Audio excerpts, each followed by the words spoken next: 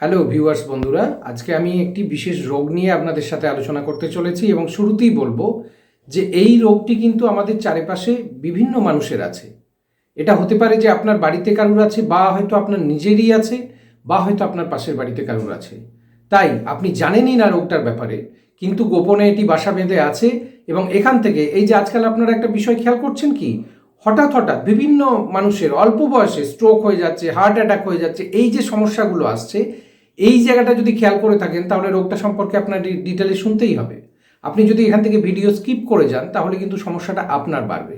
তাই আমি বলবো একটু ধৈর্য ধরে ভিডিওটা শুনুন। ভীষণ গুরুত্বপূর্ণ একটা টপিক নিয়ে আমরা আলোচনা করতে চলেছি, যার প্রাথমিকভাবে বিষয়ই হচ্ছে হঠাৎ করে দেখলেন কারোর ব্লাড সুগার লেভেল বেড়ে গেছে, তিনি খুব দুঃখিত হয়ে পড়েছেন, আমার কিছুই ছিল না, এই বয়সে সুগার হয়ে গেল।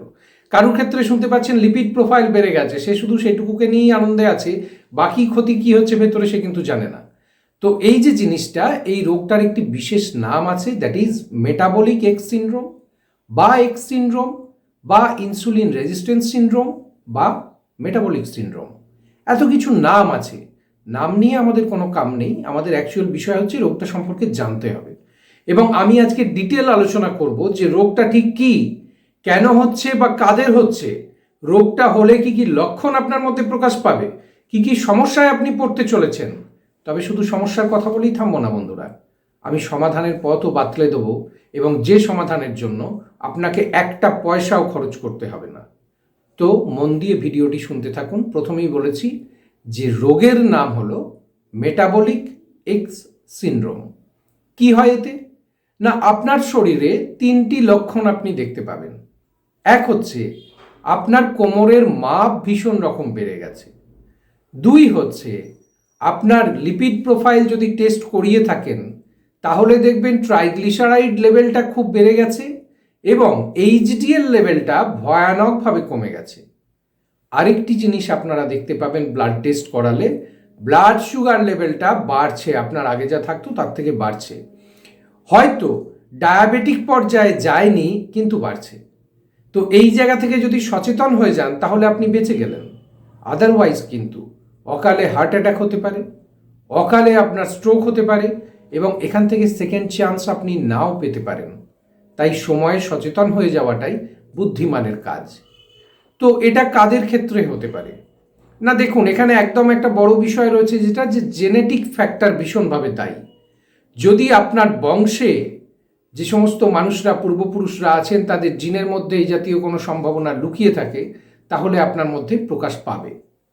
এক্ষেত্রে আপনাকে বিশেষভাবে খেয়াল রাখতে হবে যে আপনার সেন্ট্রাল ওবেসিটি আসছে কিনা।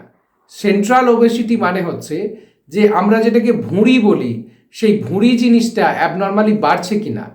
এবং এটা আপনি ঘরে বসেই বা যেখানে জামা কাপড় বানাতে দেন সেই টেলারে গেলেই সে মেপে দেবে আপনার কোমরের মাপ। আপনি যদি পুরুষ হন এবং আপনার কোমরের মাপ যদি 40 ইঞ্চি বা তার বেশি হয়ে যায়, আপনাকে সচেতন হতে হবে। মহিলাদের ক্ষেত্রে যদি 35 ইঞ্চি বা তার বেশি হয়ে যায় তাহলেও কিন্তু আপনাকে সচেতন হতে হবে। এইবার যে দ্বিতীয় কথাটা আমি বলবো, যে এই রোগটি সম্পর্কে জানতে গেলে আপনি হয়তো দেখলেন যে আপনার এই ঘাড়ের এই পিছন দিকে কালো স্পট এসেছে, পট্টির মতো, যেটা আমরা বলি মোষের কাঁধের মতো অবস্থা হচ্ছে। অথবা আমাদের যে হাতের এই যে বাহুর নিচে এই অংশে অর্থাৎ বগলের কাছে কালো স্পট আসছে। তাহলে এই জায়গাতে আপনাকে কিন্তু সচেতন হতে হবে, কারণ এটা একটা হিডেন লক্ষণ হতে পারে যে আপনি মেটাবলিক এক্স সিনড্রোমে আক্রান্ত হতে চলেছেন, বা আপনার শরীরে ইনসুলিন রেজিস্ট্যান্স দেখা দিচ্ছে। আগামী দিনে আপনার ব্লাড সুগার লেভেলটা বাড়তেই পারে যে কোনো সময়। এই যে বিশেষ অবস্থা, এটাকে বলা হয় অ্যাকান্থোসিস নাইগ্রিক্যান্স, অর্থাৎ এই কালো স্পট আসাটাকে বলা হয় অ্যাকান্থোসিস নাইগ্রিক্যান্স। এটা সম্পর্কে সচেতন হয়ে যান। নেক্সট যে লক্ষণ আপনার মধ্যে দেখা দিতে পারে, আপনি যদি ব্লাড টেস্ট করালেন তাহলে ব্লাড টেস্টে আপনি দেখবেন যে ট্রাইগ্লিসারাইড লেভেলটা প্রতি ডেসিলিটার রক্তে 150 মিলিগ্রামের বেশি হয়ে গেছে। তখন আপনাকে কিন্তু সচেতন হতে হবে। এবং আপনি যদি ব্লাড সুগার টেস্ট করালেন, ব্লাড সুগার টেস্ট করালে আপনি দেখতে পাবেন যে আপনার ব্লাডে সুগারের পরিমাণ হয়ে গেছে 100 মিলিগ্রাম পার ডেসিলিটার, অর্থাৎ প্রতি ডেসিলিটার রক্তে সেটা 100 মিলিগ্রামের মতো মাত্রা এসেছে। যদিও ডায়াবেটিস হতে গেলে এটা আপনাকে হতে হবে 110 বা তার বেশি, অর্থাৎ আপনি ডায়াবেটিক হলেন না বাট প্রি ডায়াবেটিক স্টেটে রয়েছেন, এবং এই জায়গা থেকে আপনাকে সচেতন হতে হবে। এইবার নেক্সট যে লক্ষণটা আপনি নিজের মধ্যে অনুভব করতে পারবেন, এটার জন্য আপনাকে একটু টেস্ট করাতে হবে। সেটা কি না, ব্লাড প্রেশারটা কাউকে দিয়ে চেক করাতে হবে, এবং আপনার বিপি যদি দেখা গেল 130/85 mmHg পারস্তম্ভের চাপের সমান হয়ে গেল, তাহলে আপনাকে এই জায়গা থেকে সচেতন হতে হবে। এবং এর থেকে বেশি যদি ব্লাড প্রেশার আসতে থাকে, তাহলে আপনাকে জানতে হবে যে আপনি হয়তো মেটাবলিক এক্স সিনড্রোমে আক্রান্ত হতে চলেছেন, এবং এই জায়গা থেকে বাড়তি সচেতনতা অবলম্বন করতে হবে। তাহলে লক্ষণগুলো তো আপনারা বুঝতেই পারছেন যে এই সিমটমস, কারণ বাহ্যিকভাবে আপনি কোনো লক্ষণই পাচ্ছেন না। এই রোগটার মারাত্মক জায়গা হচ্ছে এটাই যে বাহ্যিকভাবে আপনি কোনো লক্ষণই বুঝতে পারছেন না, অথচ আপনার শরীরের মধ্যে বাসা বেঁধে আছে মারণ ব্যাধি বা মারণ সমস্যা।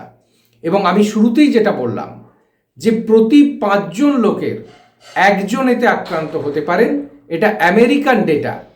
ভারতবর্ষের ক্ষেত্রে তো আপনারা জানেনই যে চিকিৎসা সংক্রান্ত সঠিক তথ্য সবসময় সামনে আসে না।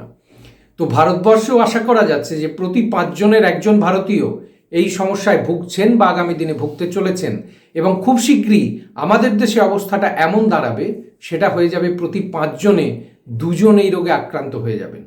তাহলে বুঝতেই পারছেন, আপনার ফ্যামিলিতে যদি 5 জন মেম্বার থাকে, তার মধ্যে যে কোনো 2 জন এই দুর্ভাগ্যের শিকার হতে পারে। এখনই যদি সচেতন না হন, আগামী দিনে সমস্যা কিন্তু আরও বাড়বে। এই প্রসঙ্গে আমি আর একটা কথা বলে রাখি, ব্লাড টেস্টের জায়গাতেই আমার বলে দেওয়া উচিত ছিল, তবু বেটার লেট দ্যান নেভার। তো এই জায়গাটা আমি বলে দিই যে যদি দেখা গেল যে যখন আপনি লিপিড প্রোফাইল টেস্ট করলেন, মহিলাদের ক্ষেত্রে যদি এইচডিএল লেভেলটা 50-এর নিচে নেমে গেছে, এবং পুরুষদের ক্ষেত্রে 40-এর নিচে নেমে গেছে, এবং তার সঙ্গে আপনার ট্রাইগ্লিসারাইড লেভেলটা হাই রয়েছে, আপনাকে কিন্তু অবশ্যই সচেতন হয়ে যেতে হবে, কারণ আপনি মেটাবলিক এক্স সিনড্রোমের শিকার হয়ে থাকলেও হতে পারেন। তো এই জায়গা থেকে আরও একটা বিষয় বলবো যে দেখুন, আমরা বেশ কয়েকটা জিনিস বললাম যে আপনার লিপিড প্রোফাইলে অল্টারেশন আসছে, ব্লাড সুগার লেভেলে অল্টারেশন আসছে, আর অল্টারেশন আসছে কোথায় না, আপনার যে কোমরের মাপ তাতে অল্টারেশন আসছে। আমি বললাম বডির বেশ কিছু জায়গায় ডার্ক স্পট তৈরি হচ্ছে বা কালো ছোপ তৈরি হচ্ছে। এর সঙ্গে হচ্ছে যদি দেখা গেল যে আপনি ফ্যাটি লিভারে আক্রান্ত হয়েছেন এবং আপনি অ্যালকোহলিক নন, আপনার নন অ্যালকোহলিক ফ্যাটি লিভার রয়েছে, তাহলেও কিন্তু আপনাকে সচেতন হতে হবে। এবং এই জায়গাতে আপনি কিন্তু লিভার ফাংশন টেস্ট করিয়েও বুঝতে পারবেন যে লিভারের ফাংশনে অল্টারেশন আসছে কি না, বা একটা আল্ট্রাসোনোগ্রাফি করিয়ে লিভারের অবস্থা কি সেটা বুঝতে পারবেন। যদি দেখা গেল নন অ্যালকোহলিক ফ্যাটি লিভার হয়েছে, তাহলেও কিন্তু আপনাকে সচেতন হতে হবে। অর্থাৎ এই 4টে লক্ষণের যে কোনো একটি বা একাধিক যদি আপনার মধ্যে থাকে, আপনাকে অবশ্যই সচেতন হতে হবে।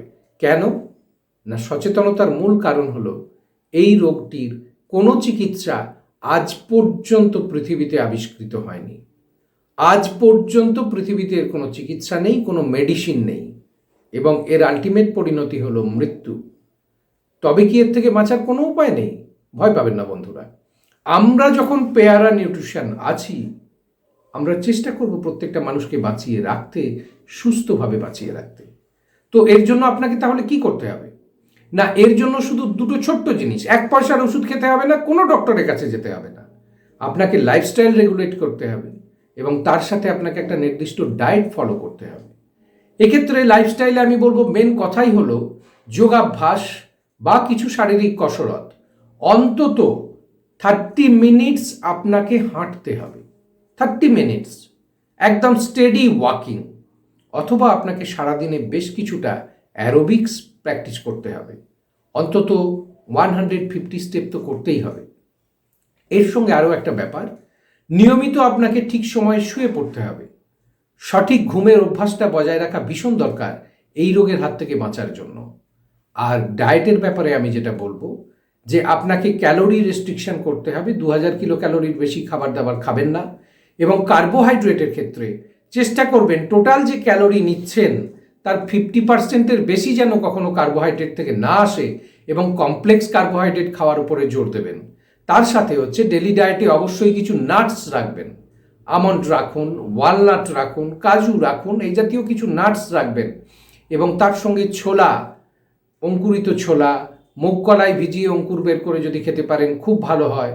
আর তার সঙ্গে ফ্রুটস আর ভেজিটেবলসের উপরে একটু ভরসা রাখুন। আর আমি বলবো লিন মিট খাওয়াটা অভ্যাস করুন, ফ্যাট ফ্রি যে মিট, কারণ গন্ডগোল হয়ে আছে এখানেই। আগে তো আমাদের ভারতবর্ষে এই সমস্যা ছিল না, তাহলে আজকে হলো কেন? না আমরা ট্র্যাডিশনাল খাবার থেকে বেরিয়ে প্যাকেটজাত খাবারে অভ্যস্ত হয়ে পড়েছি, তার সাথে আরও ভয়ানক হচ্ছে আমরা দেশি মুরগি ছেড়ে দিয়ে পোলট্রি যে মুরগিগুলো খাচ্ছি, আমি কোনো কোম্পানির নাম করতে চাই না, আপনারা বুঝতে পারছেন, এগুলোকে খুব অল্প সময় হরমোনাল ইঞ্জেকশন দিয়ে দ্রুত বাড়ানো হয়, যার বাজে এফেক্ট অবশ্যই আমাদের শরীরে পড়ছে। এবং ভোজ্য তেল যেগুলো আমরা রান্নাঘরে ইউজ করছি, তার সাইড এফেক্টস থেকে আমাদের সত্যি সত্যি জেনেটিক বদল আসছে এবং আমরা এরকম বিভিন্ন মারণ রোগের শিকার হতে চলেছি। তাই মনে রাখবেন বন্ধুরা, আমাদের ঋষিমুনির দেশ ভারতবর্ষ, যেখানে মানুষ সবসময় সুস্থতার সাথে জীবন কাটিয়ে এসেছে, অহেতুক পাশ্চাত্য সভ্যতার অন্ধ অনুকরণ করতে গিয়ে নিজের এবং পরিবারের ক্ষতি করবেন না। সনাতন ভারতীয় রীতিতে থাকুন, সুস্থ থাকুন, আমাদের সঙ্গে থাকুন। ধন্যবাদ সকলকে।